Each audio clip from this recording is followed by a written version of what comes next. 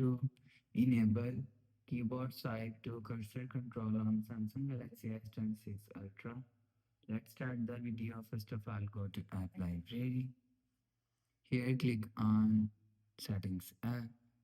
Now in Setting, scroll down. Scroll down and click on General Management. After click on General Management, click on Samsung Keyboard Settings.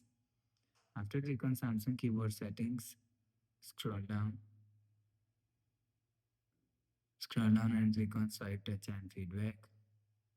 After click on Swipe Touch and Feedback, click on Keyboard Swipe Control.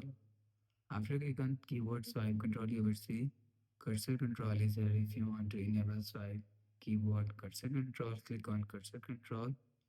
After the process, go back to home screen. So that's how you can enable keyboard swipe to cursor control on Samsung Galaxy S26 Ultra. If you like the video, please subscribe. Thanks for watching.